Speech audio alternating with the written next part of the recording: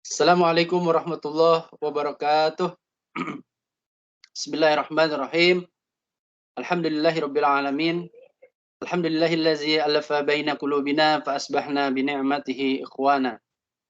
Asyhadu an la ilaha illallah wahdahu la syarikalah wa asyhadu anna Muhammadan abduhu wa rasuluh. Allahumma shalli wa sallim wa barik ala sayyidina Muhammadinil Fatih lima ughliq wal khatimi lima sabaq wa nasiril haqqo bil haqq wal hadi ila siratikal mustaqim. Sallallahu alaihi wa ala alihi wa ashabihi haqqa qadri wa miqdarihil azim. Al-mukarramun wal muhtaramun bil khusus Syekhuna al-kiram al-Ustadz Ahmad Rafi Samsuri LCMA serta para sahabat-sahabat mahasiswa studi Al-Hikmah wabil khusus kelas semester 5A dan B. Segala puja puji syukur kita panjatkan kepada Allah Subhanahu wa taala yang telah memberikan taufik dan hidayahnya pada kita hingga kita bisa hadir saat ini untuk memberikan loyalitasnya kepada Allah dengan jalan menghadiri majelis ilmu. Mudah-mudahan kita mendapatkan keberkahan dengan cara menghormati para guru-guru kita, memuliakan mereka, dan insya Allah mengalir ilmu-ilmu yang bermanfaat untuk pribadi kita, keluarga, masyarakat, berbangsa, dan bernegara.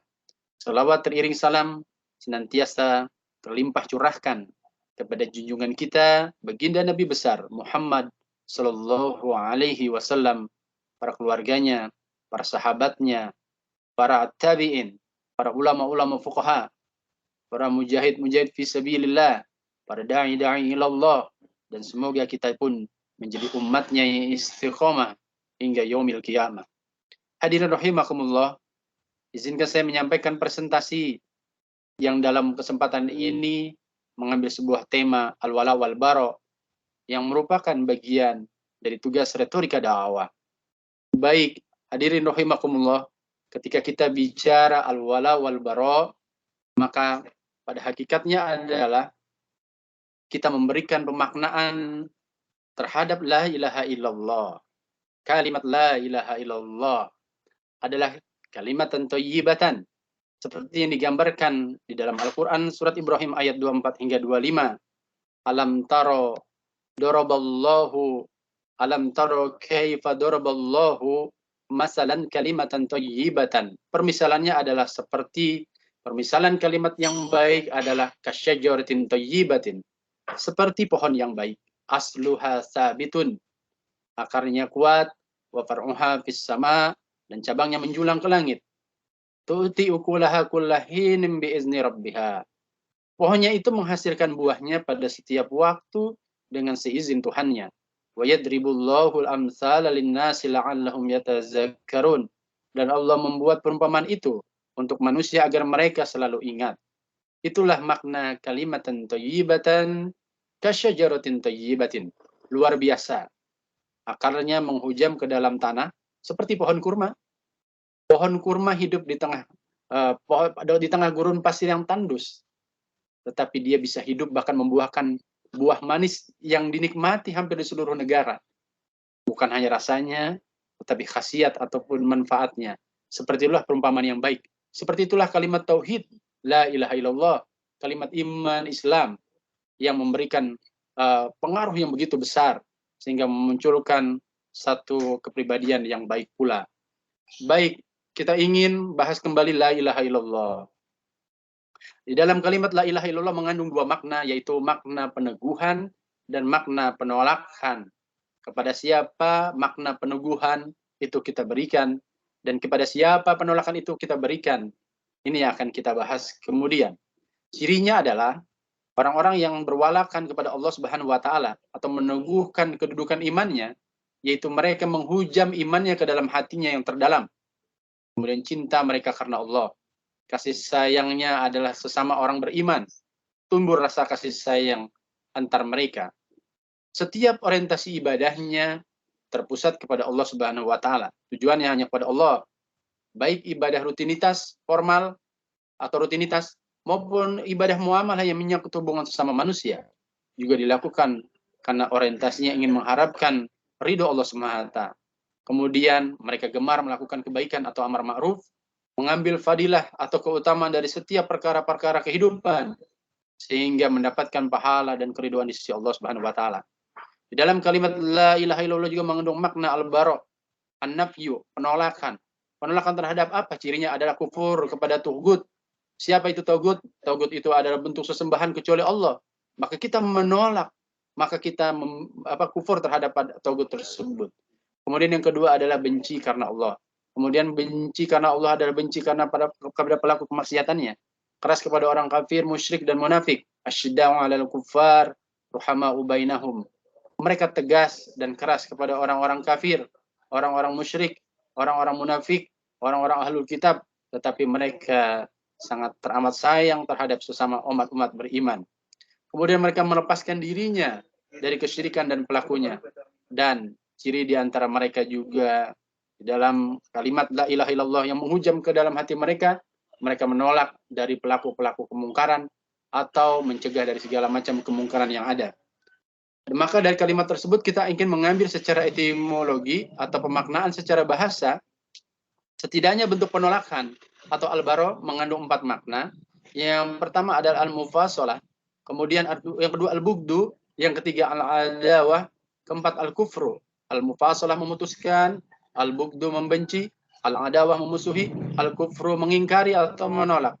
Jadi secara istilah mengandung makna al-bara' adalah memutuskan hubungan dengan semua ilah disertai pengingkaran, permusuhan, dan kebencian. Inilah yang menjadi ciri al-bara'. Kita akan lanjutkan kepada ciri al-wala. Kalau al-bara' tadi sudah kita definisikan secara bahasa dan istilah, maka kemudian kita sekarang masuk kepada al-wala. Setidaknya juga mengandung 4 makna al-wala.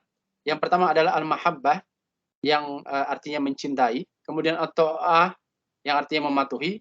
Al-qurbu artinya mendekat, an-nasr artinya menolong.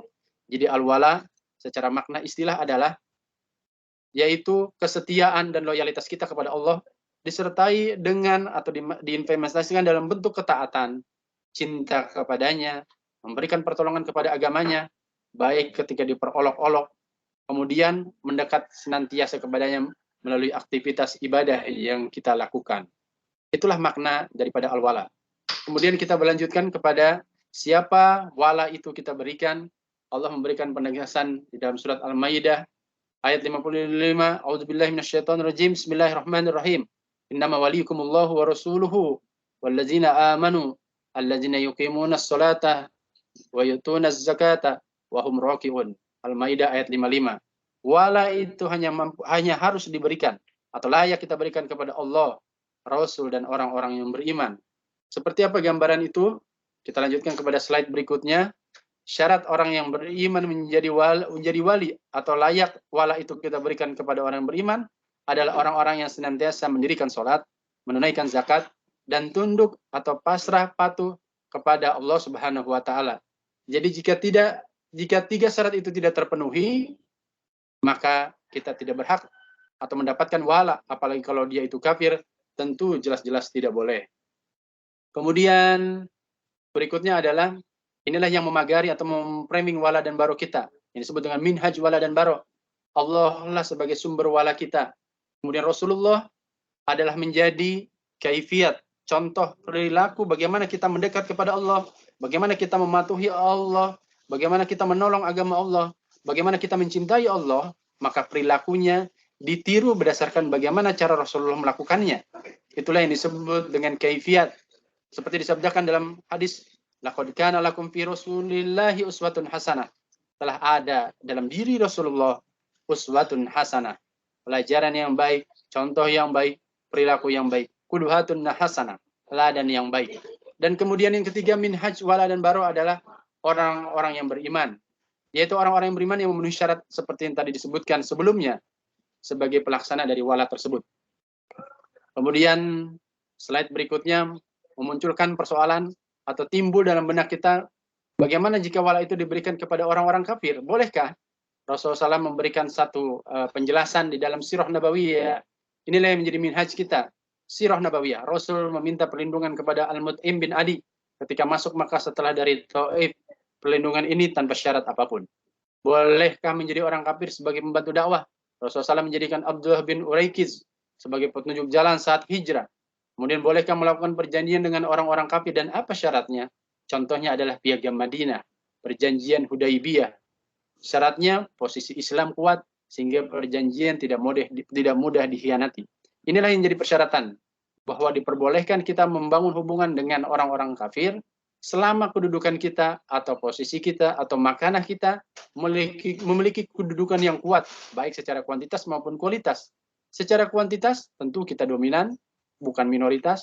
Secara kualitas tentu kualitasnya ada ditunjukkan dengan integritas, kapasitas muslim yang baik, yang lebih kuat daripada orang-orang non-muslim. Itulah catatan bagi kita diperbolehkan membangun hubungan dengan orang-orang kafir. Kita ingat dalam konteks negara kita, Islam, demokrasi, tidak pernah ada pertentangan.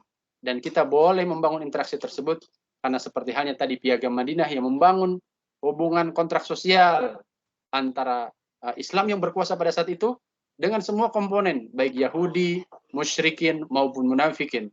Tentu Pancasila pun adalah merupakan kompromi daripada seluruh elemen anak bangsa, yang di dalamnya ada ulama dan tokoh-tokoh kita, dan kedudukan Islam insya Allah tidak dikhianati. Mudah-mudahan ini bermanfaat dan semakin menguatkan kedudukan iman kita melalui kepada siapa wala itu diberikan dan kepada siapa wala itu kita tolak atau al-bara. Hadanallahu wa iyyakum ajmain. Usi nafsi wa iyyakum bitaqwallah. Alu afu minkum. Assalamualaikum warahmatullahi wabarakatuh.